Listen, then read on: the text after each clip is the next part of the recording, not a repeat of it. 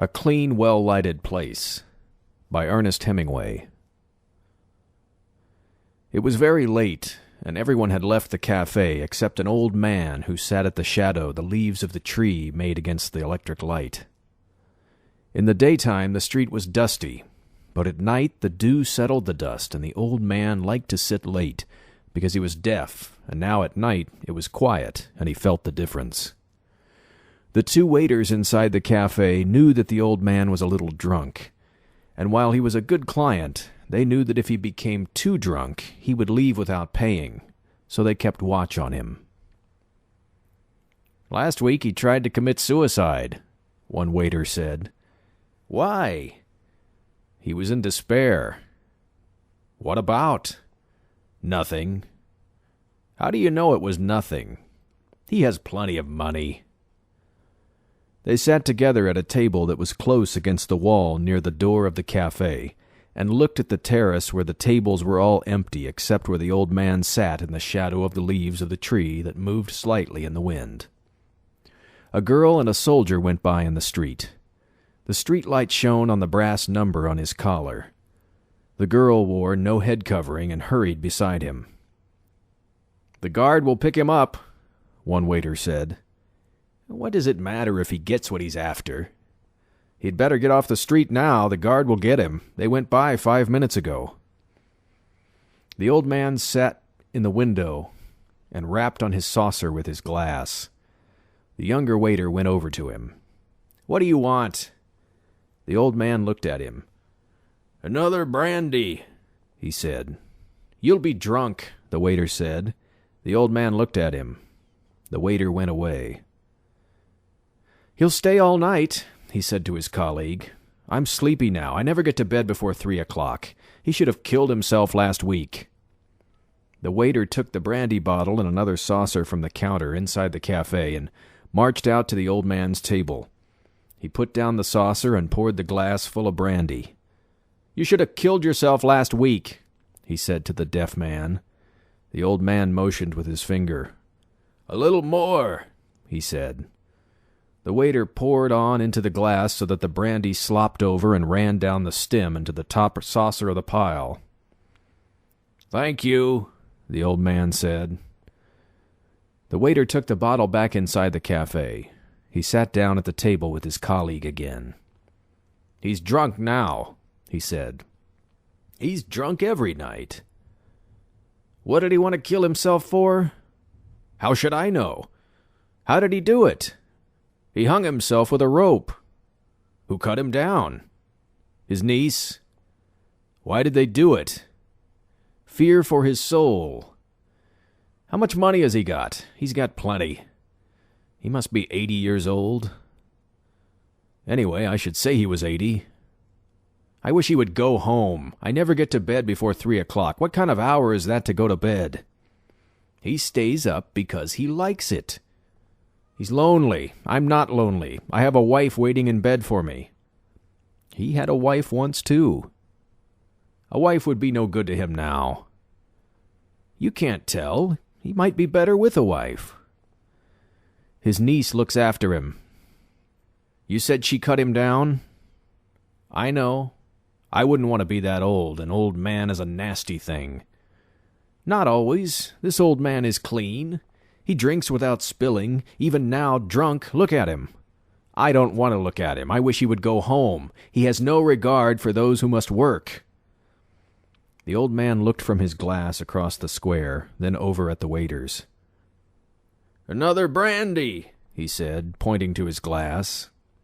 The waiter, who was in a hurry, came over. "Finished," he said, speaking with that omission of syntax stupid people employ when talking to drunken people or foreigners. "No more tonight. Close now." "Another," said the old man. "No. Finished." The waiter wiped the edge of the table with a towel and shook his head. The old man stood up, slowly counted the saucers, took a leather coin purse from his pocket and paid for the drinks, leaving half a peseta tip. The waiter watched him go down the street, a very old man walking unsteadily but with dignity. "Why didn't you let him stay and drink?" the unhurried waiter asked. They were putting up the shutters. It's not 2:30. I want to go home to bed. What is an hour? More to me than to him. An hour is the same. You talk like an old man yourself. He can buy a bottle and drink at home. It's not the same. No, it is not, agreed the waiter with a wife. But he did not wish to be unjust. He was only in a hurry. Are you have no fear of going home before your usual hour? Are you trying to insult me? No, hombre, only to make a joke. No, the waiter who was in a hurry said, rising from pulling down the metal shutters. I have confidence. I am all confidence. You have youth, confidence, and a job, the old waiter said. You have everything. And what do you lack? Everything but work. You have everything I have? No, I have never had confidence, and I am not young. Come on, stop talking nonsense and lock up. I am one of those who like to stay late at the cafe, the older waiter said. With all those who do not want to go home to bed, with all those who need a light for the night, I want to go home and into bed. We are of two different kinds, the older waiter said. He was now dressed to go home.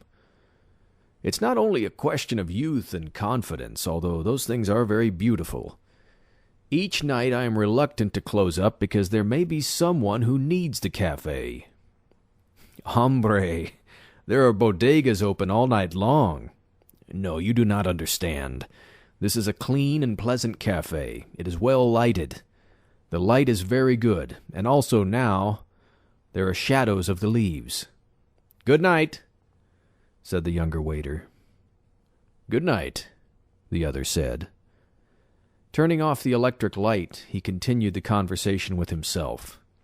It was the light, of course, but it's necessary that the place be clean and pleasant.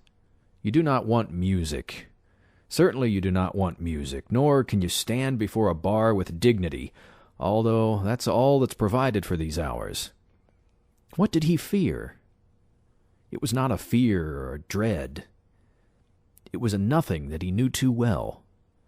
It was all a nothing, and a man was a nothing too.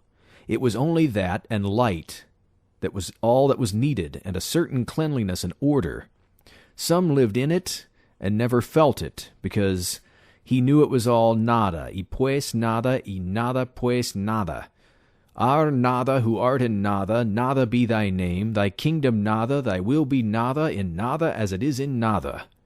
Give us this nada, our daily nada, and nada us our nada, as we nada our nadas, and nada us not into nada, but deliver us from nada. Pues nada. Hail nothing, full of nothing, nothing is with thee.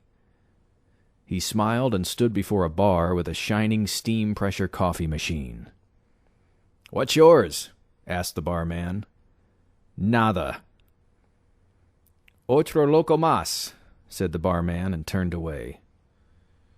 A little cup, said the waiter. The barman poured it for him. The light is very bright and pleasant, but the bar is unpolished, the waiter said. The barman looked at him but did not answer. It was too late at night for conversation. You want another copita? The barman asked.